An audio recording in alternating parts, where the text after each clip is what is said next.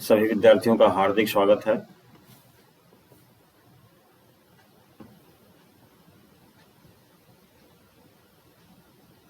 YouTube channel इतिहास तरंग में आज फिर एक नया वीडियो आपके सामने हम लेकर हाजिर हैं। वस्तुनिष्ठ प्रकार के MCQ 3 के नाम से इस बार आधुनिक भारत के प्रश्न आपके सामने रखे जाएंगे। 15 सवाल रहेंगे, 15 सवालों के 4 विकल्प रहेंगे। सबसे पहले तो हम ये कहना चाहेंगे कि आप लोगों के रिस्पांस को देखकर मुझे बहुत खुशी हो रही है।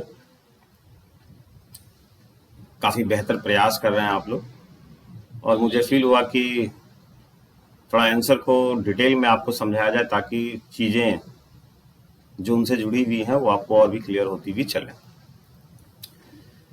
तो बहुत ज़्यादा समय नहीं लेंगे दोस्तों, और जो लोग नए हैं चैनल को जरूर सब्सक्राइब करें, दोस्तों के बीच इसको शेयर करें ताकि अधिक से अधिक लोगों को इसका लाभ मिल सके। MCQ test series for competitive exam की सीरीज में पिछला जो एपिसोड हुआ एंशिएंट हिस्ट्री से रिलेटेड था। MCQ 2 नंबर की वो सीरीज चल रही थी। 15-20 सवाल दिए गए थे। आइए एक एक को पहले हम आंसर देते हैं, फिर उसके बाद हम तीसरे नंबर की वीडियो की ओर चलेंगे। पिछली बार जो सवाल आपसे पूछे गए थे आप अपने जवाब का मिलान कर लें। आंसर शीट देखिए आपके स्क्रीन पर दिख रहा होगा। MCQ 2 का आंसर शीट आपके स्क्रीन पर है।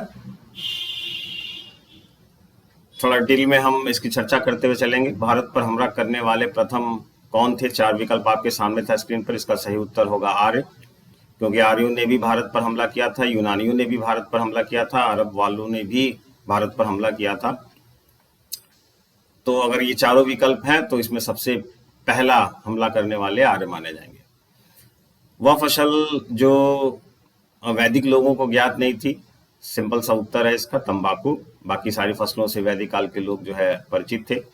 वेदों की संख्या कितनी है? बहुत सिंपल प्रश्न था। इसका उत्तर होगा 4 तरह के वेद हैं, ऋग्वेद, यजुर्वेद, सामवेद और अथर्ववेद। 5वां प्रश्न था कर्मकांडों से संबंधित वेद किसको कहा जाता है? आपके स्क्रीन पर उत्तर दिख रहा होगा। यजुर्वेद में कर्मकांडों का विवरण दिया हुआ है, ऋग्वेद में मंत्रों का संकलन है, सामवेद में उसको गाने की विधि बताई गई है, यजुर्वेद में उससे संबंधित जो कर्मकांड हैं वो कर्मकांड बताए गए हैं, और जो अथर्ववेद है उसमें तंत्र मंत्र विद्या और जादू टोना की बात कही गई है। 6वां प्रश्न आपके सामने है वैदिक गणित का सबसे महत्वपूर्ण ग्रंथ कौन है? तो वैदिक गणित से रिलेटेड जो ग्रंथ है इन चारों में से शुल्ब सूत्र इसका सही उत्तर होगा। 7वां प्रश्न जो था आपका, निम्नलिखित में से किसे वेदांत कहा जाता है? तो उपनिषद ग्रंथों को वेदांत कहा जाता है, क्योंकि वेदों के सबसे अंतिम भाग में इनका नंबर आता है, इसलिए इनको वेदांत कहा जाता है। हिंदू मान्यताओं के अनुसार विष्णु के 10 अवतारों में से कौन नहीं है?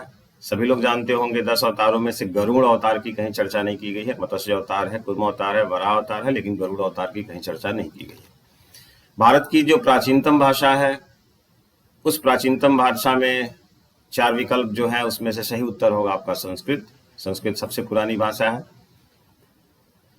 10वां प्रश्न था ऋग्वेद के अनुसार सबसे महत्वपूर्ण देवता कौन है? तो ऋग्वेद में जिस देवता की सबसे अधिक चर्चा की गई है उस देवता को पुरंदर के नाम से जाना जाता है, यानी इंद्र इनको कहा जाता है। ऋग्वेद में सर्वाधिक वर्णित नदी, सबसे ज्यादा बार चर्चा जिस नदी की गई है ऋग्वैदिक ग्रंथों में, ऋग्वेद में, तो इसमें सबसे ज्यादा चर्चा की जाने वाली नदी का नाम है सिंधु। वैदिक काल का सबसे महत्वपूर्ण पशु सभी जानते हैं, गाय। अतिथियों के लिए गाय का प्रयोजन किया गया था वैदिक काल के लोगों के द्वारा। वैदिक काल के सामाजिक जीवन की एक बहुत बड़ी ये विशेषता रही थी। अतिथियों को वो गाय का मांस खिलाते थे, तो इस वजह से इनको गोहंता भी कहा जाता था। तो गाय इस काल की सबसे महत्वपूर्ण पशु थी। वैदिक काल की सबसे पवित्र नदी, वैदिक काल की सबसे ज्यादा चर्चित की गई नदी का हमने विवरण दिया आपको। सिंधु नदी सबसे ज्यादा बार उल्लेख किया गया है, लेकिन सबसे पवित्र नदी के रूप में जिस नदी की चर्चा की गई है वैदिक ग्रंथों में वो है सरस्वती। 14वां प्रश्न आपकी स्क्रीन पर है, मोहनजोदड़ो से प्राप्त सभी इमारतों में सबसे बड़ी इमारत कौन है? तो सबसे बड़ी इमारत जो है वो अन्नागार। हड़प्पा स्थल के किस स्थल पर एक मृदभांड में दृश्य अंकित है जो पंचतंत्र की कथा चालाक लोमड़ी की याद दिलाता है? तो इसका सही उत्तर होगा बी, यानी लोथल। लोथल ही वह स्थल है जहां से हमको इस तरह के मृदभांड मिले हुए हैं। 16वां प्रश्न थोड़ा कठिन था आपके लिए। 16वां प्रश्न जो है सूची 2 दी गई है जिसका सुमेल करना था। एक तरफ शहर के नाम है और एक तरफ नदी के नाम है। इसका मतलब ये है कि आपको बताना है कि कौन सा शहर किस नदी के साथ जुड़ा हुआ है। तो मोहनजोदड़ो सिंधु नदी के साथ जुड़ा हुआ है, हड़प्पा रावी नदी के साथ जुड़ी हुई है, और कालीबंगा जो है घग्गर नदी के किनारे थी, और लोथल जो थी वो आपको भोगवा नदी के किनारे थी। तो इस तरह से 1 का 2 यानी 1 का 2 यहाँ पर है, और 2 का 1 यानी 2 का 1 यहाँ भी है। कालीबंगा का घग्गर यानी 4, यानी आपका उत्तर बी होगा। 17वां प्रश्न था, मोहनजोदड़ो से प्राप्त मोहर में से निम्नलिखित में से कौन सा पशु नहीं पाया गया है? तो 4 विकल्प हैं, इसमें से आप देख सकते हैं कि शेर, जो जिस पशु की चर्चा की गई है, शेर मोहनजोदड़ो के किसी भी मोहर में कहीं भी इसका चित्रांकन नहीं किया गया। जो भी मोहरें मिली है मोहनजोदड़ो से उनमें कहीं भी शेर का चित्रांकन हमें देखने को नहीं मिलता। हड़प्पा सभ्यता में मोहर बनाने के लिए किसका प्रयोग किया जाता था? ये बहुत बार प्रश्न पूछा जाता है प्रतियोगी परीक्षाओं में, और आपको ध्यान में रखना होगा सेलखड़ी से ये चीजें बनाई जाती थी। चाकनुमा एक चीज होती है जिसको सेलखड़ी कहा जाता है, उसी से जो है मोहर बनाई जाती थी। हड़प्पा सभ्यता किस काल से संबंधित मानी जाती है? 4 विकल्प आपके सामने थे स्क्रीन पर। इसका सही उत्तर होगा कांस्य युग से, यानी उत्तर आपका सी है। यानी हड़प्पा काल के लोगों का जो मुख्य औजार बनता था वो कांसे का बनता था, इसलिए इसको कांस्य युगीन सभ्यता कही जाती है। और 20वां प्रश्न मेरी समझ से आप लोगों के लिए सबसे कठिन प्रश्न होगा। सिविल सर्विस वगैरह में इस तरह के प्रश्न पूछे जाते हैं। 2 स्टेटमेंट दिए गए हैं, एक कथन के रूप में, कारण के रूप में, और आपको 4 विकल्प दिए गए हैं। इसमें से देखिए, पहला कथन जो है वो हड़प्पा सभ्यता एक नगरीय सभ्यता थी। आप मानते हैं इस बात को? बिल्कुल सही बात है ये। हड़प्पा सभ्यता में साफ सफाई पर समुचित ध्यान दिया गया, बिल्कुल सही बात है ये। नगरीय सभ्यता किसको कहते हैं? तो नगरीय सभ्यता की जो विशेषताएं होती है उसमें एक विशेषता ये भी होती है, जल निकासी की व्यवस्था, साफ सफाई की व्यवस्था, स्वास्थ्य पर ध्यान। तो यानी इसका जो उत्तर होगा वो कथन और कारण दोनों सही है, और कारण कथन की व्याख्या है। तो इस तरह से 20 प्रश्नों के उत्तर आपके स्क्रीन पर दिए गए हैं, और ये उत्तर आपके सामने रख दिए गए हैं, बड़े रूप में और छोटे रूप में। उम्मीद है आप अपनी मार्किंग खुद करेंगे और मेहनत से, ईमानदारी से आप अपने में सुधार करने का प्रयास करेंगे। चलिए हम चलते हैं आज के वीडियो की तरफ। तीसरा वीडियो आपके लिए है जो एंशिएंट हिस्ट्री से तो नहीं कह सकते, मॉडर्न हिस्ट्री से है। टाइपिंग संभवतः गलत हो गई है। तो मॉडर्न हिस्ट्री से, चूंकि 2 दिन से हम लोग 2 वीडियो एंशिएंट हिस्ट्री से लिए हुए थे, जो जिन बच्चों का एग्जाम है उनको ध्यान में रखकर हमने एंशिएंट की जगह पे इस बार मॉडर्न सेक्शन का प्रश्न उठाया है, और 10-15 प्रश्न आपको स्क्रीन पर दिखाई पड़ेंगे। आप देख रहे होंगे, निम्नलिखित में से कौन सा युद्ध, पहला प्रश्न है आपकी स्क्रीन पर जो दिख रहा है, निम्नलिखित में से कौन सा युद्ध सेंट टोमे के युद्ध के नाम से भी जाना जाता है? निम्नलिखित में से कौन सा युद्ध सेंट टोमे के युद्ध के नाम से जाना जाता है? 4 विकल्प है आपके सामने। प्रथम कर्नाटक युद्ध, द्वितीय कर्नाटक युद्ध, तृतीय कर्नाटक युद्ध, और इनमें से कोई नहीं। चारों में से आपको एक उत्तर का चयन करना है। दूसरा प्रश्न आपके सामने स्क्रीन पर दिख रहा है, पलासी का युद्ध किस नदी के किनारे लड़ा गया? प्रश्न बहुत आसान है, लेकिन बहुत लोगों को नहीं पता होगा कि पलासी का युद्ध किस नदी के किनारे लड़ा गया। 4 विकल्प आपके सामने स्क्रीन पर है, गंगा, पद्मा, हुगली और भागीरथी। 4 में से किसी एक उत्तर का आपको सही उत्तर का निशान लगाना है या चयन करना है। तीसरा प्रश्न है आपके सामने स्क्रीन पर, ऑपरेशन पोलो का संबंध निम्नलिखित में से किस राज्य के विलय से है? बहुत रिसेंटली आपको ये टॉपिक पढ़ाई गई है, स्वतंत्रता के पश्चात देशी राज्यों का विलय, उसी टॉपिक से सवाल है। कि ऑपरेशन पोलो का संबंध निम्नलिखित में से किस राज्य के विलय से है? 4 ऑप्शन है, कश्मीर, जूनागढ़, ट्रावनकोर और हैदराबाद। चौथा प्रश्न है, कश्मीर के लिए एक नए संविधान का गठन कब किया गया?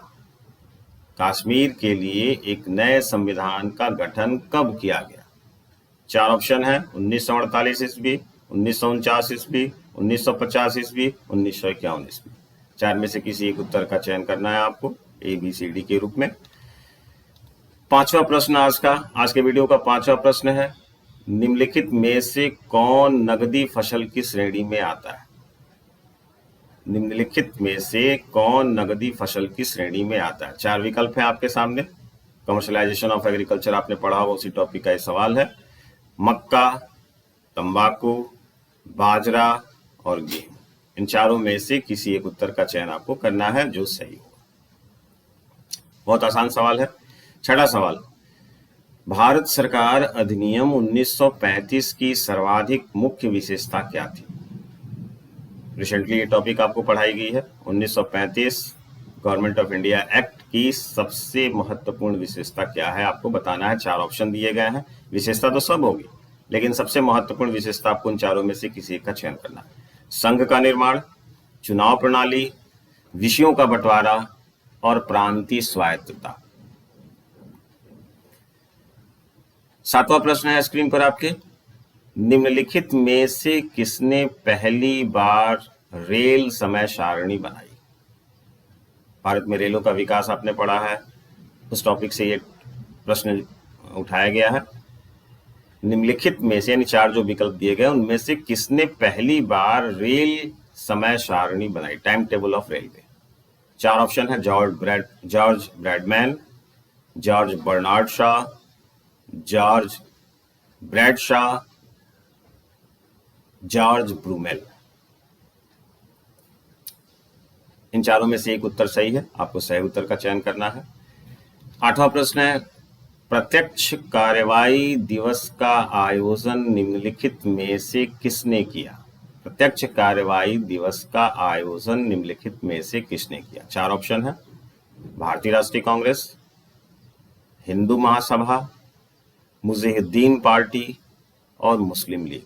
इन चारों में से आपको ये बताना है कि किस पार्टी ने प्रत्यक्ष कार्यवाही दिवस का आयोजन किया था, डायरेक्ट एक्शन डे का प्लान किया था। 9वां प्रश्न स्क्रीन पर आपके, निम्नलिखित में से किसे भारतीय शिक्षा का मैग्ना कार्टा कहा जाता है? निम्नलिखित में से किसे भारतीय शिक्षा का मैग्ना कार्टा कहा जाता है? 4 ऑप्शन है स्क्रीन पर आपके, Macaulay dispatch, Wood dispatch, Hunter dispatch और इनमें से कोई नहीं।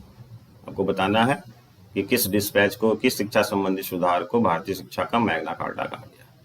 10वां प्रश्न है स्क्रीन पर आपके, भारतीय पुरातत्व सर्वेक्षण विभाग की स्थापना किसने की? भारतीय पुरातत्व सर्वेक्षण विभाग की स्थापना किसने की? 4 वायसरायों के नाम दिए गए हैं, Lord Minto, Lord Chelmsford, Lord Canning, Lord Curzon. आपको बताना है कि इन चारों में से किसने भारतीय पुरातत्व सर्वेक्षण विभाग की स्थापना की। 11वां प्रश्न आपकी स्क्रीन पर दिख रहा है, बहुत आसान प्रश्न है, भारतीय राष्ट्रीय कांग्रेस की स्थापना के समय भारत का वायसराय कौन था? गवर्नर जनरल कौन था? भारतीय राष्ट्रीय कांग्रेस की स्थापना के समय भारत का वायसराय कौन था? 4 ऑप्शन है स्क्रीन पर आपके, Lord Dufferin, Lord Elgin, Lord Curzon, Sir John Shore. इन चारों में से एक उत्तर सही है, आपको सही उत्तर का चयन करना है। 12वां प्रश्न आपकी स्क्रीन पर दिख रहा है, भारत में इंडियन पीनल कोड की स्थापना निम्नलिखित में से किस गवर्नर जनरल के शासनकाल में हुआ? भारत में, मैं फिर से रिपीट कर रहा हूं, भारत में इंडियन पीनल कोड की स्थापना निम्नलिखित में से किस गवर्नर जनरल के शासनकाल में हुआ? 4 ऑप्शन आपकी स्क्रीन पर दिख रहे हैं, Lord Mayo, Lord Lytton, Lord Canning, Lord Curzon. 4 में से एक उत्तर का चयन आपको करना है। 13वां प्रश्न आपकी स्क्रीन पर दिख रहा है। थोड़ा सा टिपिकल प्रश्न है, कुछ प्रश्न बहुत हल्के हैं, कुछ प्रश्न थोड़ा सा स्तरीय प्रतियोगी परीक्षाओं के लायक है। एक स्टेटमेंट दिया गया है, अलग अलग रहने वाले स्वावलंबी गांव के कवच को इस्पात की रेल ने बेध दिया और उसकी प्राण शक्ति को क्षीण कर दिया। फिर से मैं पढ़ रहा हूं, अलग अलग रहने वाले स्वावलंबी गांव के कवच को इस्पात की रेल ने बेध दिया और उसकी प्राण शक्ति को क्षीण कर दिया। यह प्रसिद्ध स्टेटमेंट किसका है, यह कथन किसका है? 4 ऑप्शन आपके स्क्रीन पर हैं, D.H. Shastri, D.H. Buchanan, Walter Smith और विग्नेट। 14वां प्रश्न में चलते हैं। 1756 ईस्वी में बंगाल के नवाब ने किस नगर को जीतने के बाद उसका नाम अलीनगर रख दिया? 1757 की पलाशी की लड़ाई सबने पढ़ी होगी, उससे जस्ट पहले की ये कहानी है, उसी से जुड़ा हुआ एक प्रश्न है। 1756 ईस्वी में बंगाल के नवाब ने किस नगर को जीतने के बाद उसका नाम अलीनगर रख दिया? 4 ऑप्शन है, मुर्शिदाबाद, पटना, कलकत्ता, हुगली। और आज का लास्ट प्रश्न है, निम्नलिखित में से कौन सी घटना, 15वां प्रश्न है, निम्नलिखित में से कौन सी घटना बंगाल की द्वितीय क्रांति के नाम से जानी जाती है? निम्नलिखित में से, यानी 4 ऑप्शन जो दिए गए उनमें से आपको बताना है कि कौन सी घटना बंगाल की द्वितीय क्रांति के नाम से जानी जाती है। पहला ऑप्शन है 1760 में मीर कासिम का नवाब बनना। दूसरा ऑप्शन है पलासी का युद्ध। तीसरा ऑप्शन है 1757 में मीर जाफर का नवाब बनना। और चौथा ऑप्शन है इनमें से कोई नहीं, यानी ऊपर के जो 3 स्टेटमेंट है उनमें से कोई सही नहीं है। तो दोस्तों, आज की सीरीज का MCQ 3 नंबर के इस टेस्ट सेट का 15 सवाल आपके सामने स्क्रीन पर रख दिया गया है और उत्तर देने की प्रक्रिया वही है, कमेंट सेक्शन के माध्यम से एक साथ जो भी स्टूडेंट्स अपने कमेंट देना चाहते हैं, अपने आंसर देना चाहते हैं, तो कम से कम एक साथ वो अपने उत्तर को लिखकर कमेंट सेक्शन में डालें ताकि एनालिसिस करने में हमें सुविधा हो। और फिर जब आपको रिजल्ट इसका दिया जाए, जब इसका उत्तर आपके सामने रखा जाए, तो आप उससे मिलान करें और आप अपना खुद एनालिसिस करें और अपनी तैयारी को और बेहतर करने का प्रयास करें। तो आज के लिए दोस्तों इतना ही काफ़ी है। उम्मीद है कि क्विज सीरीज का ये ऑप्शन आप लोगों को पसंद आ रहा होगा। जो तरीका मुझे अच्छा लग रहा था, जो तरीका मुझे समझ में आ रहा था, उस तरीकों के माध्यम से हमने ये क्विज बनाने का प्रयास किया है। कोई प्रोफेशनल नहीं हूँ हम, कोई प्रोफेशनल नहीं है हम। तो प्रश्न आपके सामने स्क्रीन पर दिख ही रही है, जवाब आपको कमेंट सेक्शन के माध्यम से देना है। और नेक्स्ट वीडियो में जब भी हम आएंगे तो फिर इस 3 नंबर की क्विज सीरीज को हम इसके आंसर को भी आपके सामने रखेंगे। तब तक के लिए हमें अनुमति दीजिए। बहुत बहुत धन्यवाद आप सभी लोगों का। उम्मीद है कि आप लोग इसी तरह अपनी प्रिपरेशन को जारी रखेंगे। Thank you very much.